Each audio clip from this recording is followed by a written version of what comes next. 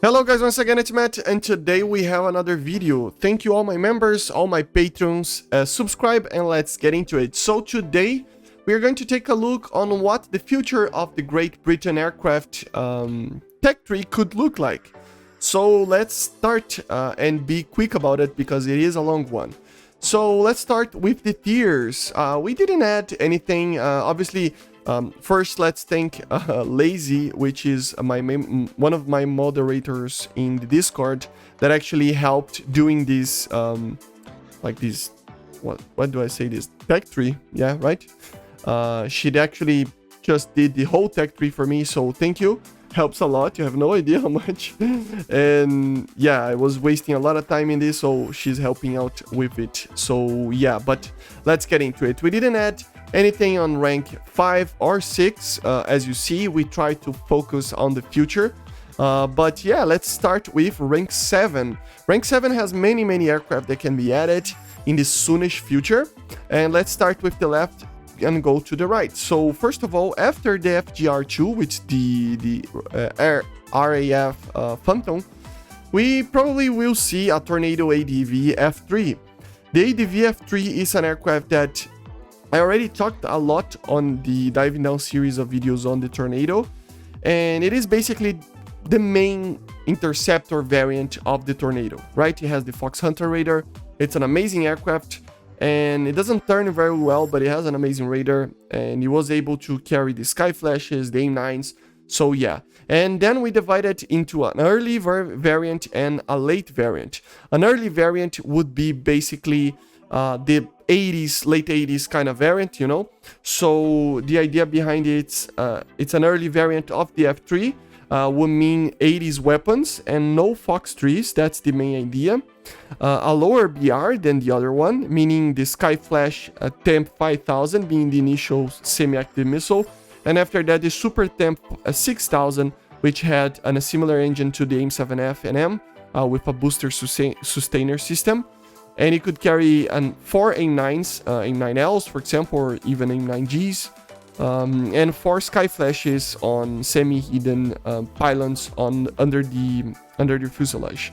It is basically the first variant of the Tornado ADV that needs to come. It's the main variant in a general sense. Obviously, we have the F2 that we're going to talk about it later, but the F3 is the main variant. And this would make it, we divide between... This aircraft was actually in service for a very long time, for like 20 years or something.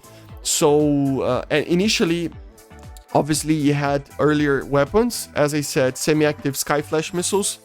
It would still be kind of the same missile that we have right now, but if added this 6000 Super Temp Sky Flash, it would be much more similar to an AIM-7F or AIM-7M. Having a booster and a sustainer would make it a very capable missile. So very similar to an AIM-7M, to be honest. So yeah, it would turn a little bit... I mean, I think the Seeker are very comparable to each other, but... it should turn a little bit less than the M7M, but not by much. It would probably maintain the 25G limit, not the 30 that the M7M technically has, right? Then we go for the Navy. So the Sea Harrier is the first one, FRS-1, which is basically another variant of a Harrier. It's completely different from the GR7 and completely different than the other ones that we already see in the game.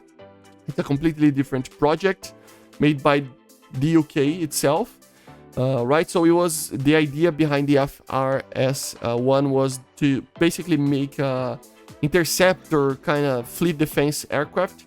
So it was basically the initial variant of the Sea Harrier. Had the Blue Fox radar, which is a kind of a limited radar, a radar that only had an MTI mode. So it is not a very good look down radar, but still it's fairly alright. But the thing is, it is still a very cool variant. It has only AIM-9s at first, and it has many cool skins that can be used for the Royal Navy. As I said, it is an improvement over the original Harriers in the sense of flight performance, but it is not as good as the Harrier 2 or the Harrier GR7 that we have in game. So very cool Harrier. You would be between these two, kinda having a radar as well, so that would be very cool. only have aim9s, and I think he used the normal DEFAs, so the 30mm, not the DEFs, the 18s, so the 30mm ones, not the 25mm of the GR7, but still it's a earlier, older aircraft, right? Then we go for the F4J, the UK variant of the F4J. Actually, the UK actually bought the F4Js from the US, and they actually upgraded domestically, I think, even for an S kind of standard. So it was technically an F4S, so we would have the Agile Eagle package and different motors, engines. It would still have less power than the FG1 and FGR2, but with the Agile Eagle and being more modern. Remember, the FG1 was actually retired very early, even before, I think even before then the UK got the AIM-9Ls, but I could be wrong, but I think so. But there is a rumor that the FG1 never used the AIM-9L, so that would be the main difference, being able to turn better and having AIM-9Ls being a later variant in the sense of usage by the Royal forces, right? So you would still have the Sky Flashes and obviously the AIM-9L, so yeah, and the Agile Eagle. It would be very, very cool to see that. Then we go for the kind of the attacker line here. We have already the GR7, then we would go for the GR9. The Harrier GR9 is basically the same aircraft as the GR7, but with better avionics, and the weapon systems were modernized as well, like the sniper targeting pod that improves greatly the capabilities of the aircraft, and it had a better under armor with metal instead of composites, but beyond that is very, very similar to the GR7. But better in the sense of air-to-ground because of the sensors, you know. And it would carry probably more advanced missiles such as the AIM-9M, maybe the SRAM, I could not confirm that, but missiles like that. So it would be just a logical progression of the GR7, right? And then we go for the Tornadoes here. So the Tornado would be, we added the Tornado GR1B because it is the anti-ship kind of variant of the Tornado, you know, so it would make sense to be under the Buccaneer, but still, if anti-ship missiles are not added to the game, I would still recommend to add the normal GR1 at first, and when the anti-ship missiles are added, get a modification as a B, the same way as the Jaguar GR1A becomes the Jaguar GR1B after you get one of the upgrades with the targeting pods. So it would basically mean the same, right? Then you could even choose to lose some of the systems and be an anti-ship aircraft, or not be the normal bomber, the GR1 normal, you know? Then we go for the... so this is the IDS, right? Then we go for the premiums and event vehicles. We have 3 of them that we added here. So first of all, the... sorry, the Tornado GR1A, which is basically a reconnaissance variant with no gun. And the reconnaissance equipment could carry basically an infrared reconnaissance system. So you would have kind of a thermal imaging system. Could carry technically bombs, but I couldn't confirm it. And at least it could carry AIM-9s to defend itself. So very cool addition for that. Then we have the GR7A. That would be actually the variant that I think it should be even added to the... I mean, before the GR7 was added to the game, I thought that the GR7A would be a much more... a better version to be in the 3, and then the normal GR7 could be a premium or something like that. Because it is the same aircraft as the GR7, but it has the upgraded Pegasus 107 engine. Which provides around 13 kilonewtons of extra thrust over the 105s that the normal GR7 has. So it's way more powerful. It's a lot of power. It's really a lot of power. So it's like more than 10% more power. So yeah, it would make a lot of difference having this extra engine. But still, in a premium, it would be very, very cool to see that. And as an event vehicle, we might see the Harrier GR5, for example, because it is more simplified compared to the GR7. It is the first Harrier 2 to ever be produced by the UK. And yeah, it is kind of weird that they jumped to the GR7 already, probably because of the thermals and stuff.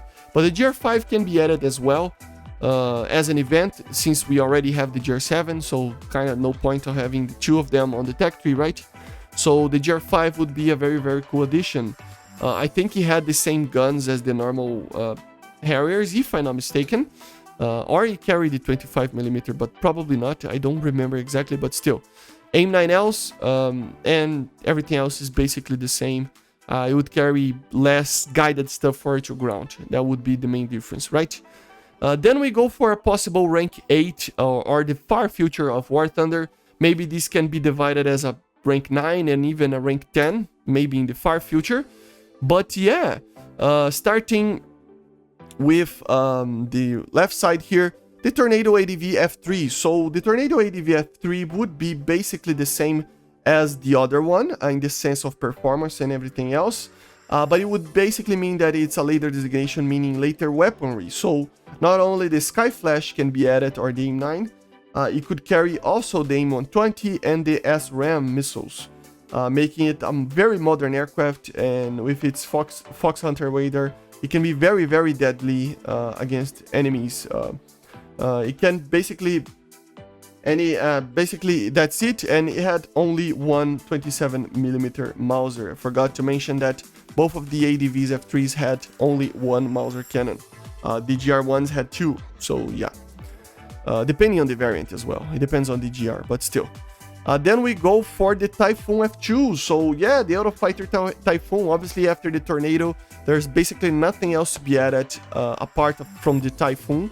This is already kind of far apart from now, because already with the ADV F3, we would already see a Fox 3 missiles. So yeah, the Typhoon would basically complement on that as well, having Fox 3 missiles as well. So the Typhoon F2, similar to a Trench 1 version, or at least at first it was kind of that. And it doesn't have a cannon, even though the RAF actually said that it can carry the cannon if necessary with a very short moment's notice of basically a change on the aircraft, right? So normally you won't have a cannon, but in an emergency kind of situation, it probably would, right? It could carry the AIM-9s and it could carry the AIM-120s as well. And in the future, maybe some other missiles like the SRAM or anything like that, but initially it was that. Depending on the variant, it could carry some air-to-ground weapons as well, because apparently they were upgrading this aircraft, but I couldn't confirm for what block it was. So initially it was basically a block 2, which has only air-to-air capabilities, and later it was kind of upgraded to a block 5, but I couldn't confirm it. So yeah, it's kind of the first variant, proper UK variant, right? Then we have the Trench 2 variant. So we could have kind of an early variant and a late variant here. It would similarly work in the sense that the Tornadoes work. So the Trench 2 early block 10 kind of, and the block 15 would work in the similar way. So for example, the T2 block 10 early would be a modernized version of the Typhoon, right? So we would carry obviously the AIM-9s and AIM-120s, but better versions of it, maybe even the AIM-9X, AIM-120C5. It could carry the Iris-T missile, AGM-65s, it can carry the Lightning targeting pod, and more guided ammunition. And the Block 15, or a late variant of the T2 or the Typhoon Trench 2, would be basically having just more ammunitions, so better weaponry, especially in air-to-air. You could carry the Meteor missile, not only the AIM-120, and in the air-to-ground you could carry the Taurus, the Storm Shadow, and the Brimstone as well. So it would be basically the same way as the Tornadoes, as I said. Early variant with early 2000 missiles, and then late variant with 2010 missiles, for example, or something like that, similar to that. And then, obviously, the last one, the Typhoon, the T3, almost said F3. Most modern version of the Typhoon. There's little to talk about, but it has conformal fuel tanks, fiber optic cabling, and computer upgrades to the defense systems and stuff. So, yeah, it would be very, very cool to see that. It was intended to use as a radar. So we might even see another like T4 variant after this, because in the future the ANEASA radar will be added to a Typhoon. It was not added yet, which is kind of odd, but still. And basically it's the future of the final aircraft that the British can have, right? These would have the most advanced missiles, obviously everything that the others have, so yeah. Then we go for the kind of a Navy line here. The Sea Harrier FA2, it would be basically an upgraded version of the FRS1. It would have a different radar and some other minor changes, but the main thing is the radar. Instead of the Blue Fox, it is the Blue Vixen, and that makes it be able to carry the AIM-120 missile. So all of these aircraft would use Fox 3 missiles for now. So very cool. Not much else to say, very similar to the other ones, but the idea was just to have an improved Sea Harrier. So very high tier. So yeah. After that, the F-35B, obviously they are buying the F-35B right now for the Navy. So basically the B variant is the VTOL variant of the F-35. So very normalized, because 7 nations of War Thunder can actually get the F-35 in the future. So yeah, this is one of them. Then we go for the attackers, the Tornado GR4. It would be basically an MLU package version of the GR1 with more modern systems and weapons, and it could carry laser-guided paveway weapon bombs and even more modern stuff like the SRAM and other stuff like that, you know. So it would be the ultimate Tornado attacker bomber kind of situation, right? It would be able to be used here or in the bomber line as well. It can be on both sides here. But due to the laser guidance systems and stuff like that, it would make sense to be kind of an attacker, but it could be able to be added here on the bomber line as well. And then the last aircraft for the tech trees, the Typhoon FGR4. So basically this would make it it's a single seat, right? Block 5 aircraft of the T1 variant, but it is very much basically a multi-role aircraft. It's focused on a multi-role kind of situation. So it would carry basically, it would be very similar to the F2 and the T1 here that we're going to talk about, but very, very good at multi-role missions, you know? So yeah, basically that. And then we go for the premiums and event vehicles. First of all, the Tornado ADV F2, it's an aircraft that I don't think it should be added to the line because only 18 of them were built. And only one of the F2As were built, converted to a kind of an F3 standard, which is one of the F2As that they did. But yeah, it is a very problematic aircraft because once it was added, it actually didn't even have a radar initially, and it had problems with the radar and etc. So technically, officially, it could only carry 2 AIM-9s, and then technically Sky Flashes later. But that's the thing; it's kind of, it depends on how much further it was in the progress of development of the aircraft, right? So it depends on that. So very different aircraft, but yeah. So not enough built or not massively produced enough to be a F3 or like the F3, right? Then we have the Typhoon T1 as a far away premium. The T1 Block 2 would be basically the first Typhoon to ever be produced. So we would only have AIM-9s and MRAMs, and basically that's it. It would be earlier than the F2 even, so but they are very, very similar. So once we get stuff like the Typhoon T3, F-35, stuff like that, these can be added. If not, because then we are probably going to get something like a Tier 9 or something like that, or at least a Tier 9, right? And then we can actually have a premium like this, but it is too advanced for a very long time. And then the Sea Harrier FRS-51. It's an Indian version of the FRS-1, but initially used the Magic 1 missile instead of the AIM-9. So very, very interesting and very cool. Later, actually got upgraded to use many other types of weaponries. So it actually can carry the could carry the Derby missiles because it has the ELTA M2032 radar.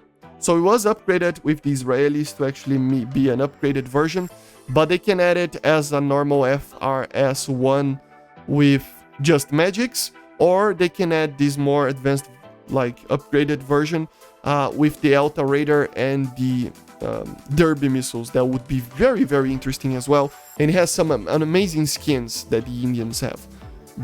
Is it Indians? Yeah, you know what I mean. But still. So basically this is it for the British Tech 3. I hope you enjoyed. Let me know in the comments if you agree with all of these. This is looking far into the future.